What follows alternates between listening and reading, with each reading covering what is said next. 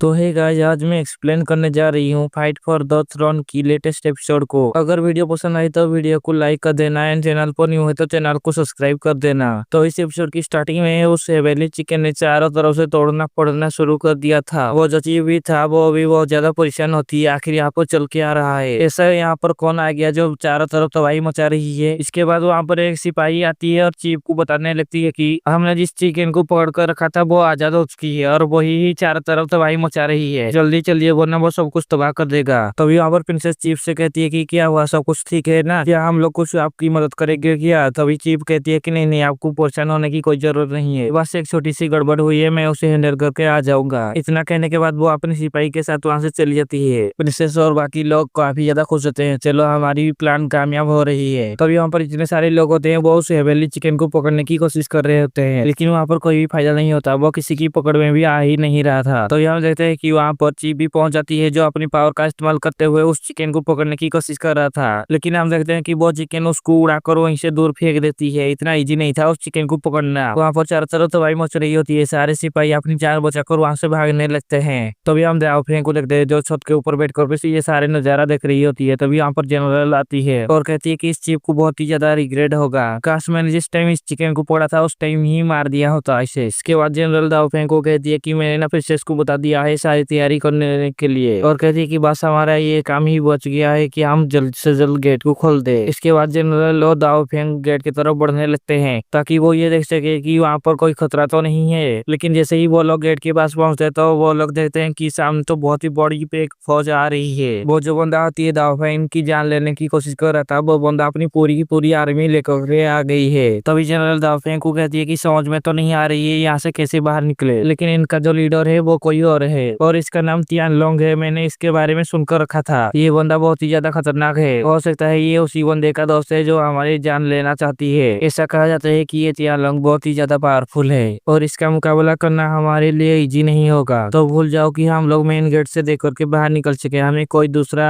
रास्ता अपनाना होगा, क्योंकि ये सभी सिपाहियों ने चारों तरफ से महल को घेर कर रख दिया है, कहीं से भी बाहर जाने का रास्ता मौजूद नहीं है। अब हम क्या करें। इसके बाद दाव फेंक प्रिंसेस को आकर के सारी बात बता देती है। जूडी भी परेशान हो जाती है और कहने लगती है कि मैंने उसके बारे में सुनकर रखा है, वो बहुत ज्यादा खतरनाक बंदा है, लगता नहीं है कि हम लोग यहाँ से जिंदा बाहर जा सके, हम लोग बुरी तरीके से फंस गए यहाँ पर आकर के, वो लोग हम सभी को जिंदा ही यहाँ पर मार देंगे। इसके बाद दाव फेंक कहती है कि ऐसा नहीं हो सकता, मेरे रहते हुए आप सभी को कुछ भी नहीं हो सकता। इसके बाद दाव फेंक कहती है कि मैंने ना सामने वाली पहाड़ी पर एक छोटा सा हॉल दिखा है, अगर हम लोगों को किसी भी तरीके से वो हॉल को बढ़ा कर देखते हैं तो हम लोग यहाँ से भाग जा सकते हैं, और साथ ही साथ वहाँ पर कोई भी सिपाही नहीं है, इसीलिए हम वहाँ से इजीली भाग सकते हैं। जिस पर प्रिंसेस कहती है कि तुमने सही कहा दाव फेंक, मेरी ना तुम्हारी ऊपर बहुत ज्यादा भरोसा है, तुम हमें किसी भी तरीके से यहाँ से बचा लोगे, तो तुम्हें जो सही लगता है तुम वही कर सकती हो। जिस पर दाव फेंक कहती है कि ठीक है, अभी मैंने जो कहा है ना हम उसी प्लान के ऊपर चलेंगे, मैं उस पहाड़ पर हॉल बनाने की कोशिश करूंगा और आप सभी को यहाँ से बाहर निकाल दूंगा। तो भी हमें उस हेवेली चिकन को दिखाया जाता है जो वहाँ पर चारों तरफ तबाही मचा रही होती है। वो सभी सैनिक चिकन के ऊपर इतने भी सारे अटैकर रहते हैं, चिकन अपनी चारों ओर एक प्रोटेक्टिव बैरियर बना दी थी, जिसकी वजह से उन सभी की अटैक उसको लग नहीं पाती है। वो सभी लोग जितने भी अटैक करते हैं उन सभी का अटैक कोई भी फायदा नहीं होता। तभी हम देखते हैं कि सिया और वो चीफ अपनी सारी पावर को जुकुन के अंदर ट्रांसफर करना शुरू कर देते हैं ताकि जुकुन अपनी जाइंट स्पिरिट को समन करके इस बार उस चिकन को एक ही बार में मार दे, क्योंकि अब अगर उस चिकन को नहीं मारा गया तो वो चिकन उन सभी को मार देगा। तभी हम देखते हैं कि जुकुन अपनी जाइंट स्पिरिट को समन करके चिकन की तरफ बढ़ रहा था ताकि वो एक ही बार में मार सके, लेकिन वो जैसे ही उस चिकन को मारने ही वाला था तो दूर से दाव फेंक उसके ऊपर एक पत्थर फेंक देती है, जिसकी वजह से जुकुन की हालत बहुत ही ज्यादा खराब हो जाती है और उसके हाथों से उसकी कुल्हाड़ी भी छूट जाती है और वो सीधा गिरने वाली थी सियाओ की प्राइवेट पार्ट पर, लेकिन उसका प्राइवेट पार्ट बच जाती है, बस कुछ ही इंच की दूरी थी, वरना तो उसे अपनी जेंडर ही चेंज करना पड़ता। इसके बाद दाव फेंक भी वहाँ पर पहुंच जाती है। सियाओ उसे देख करके कहती है कि दाव फेंक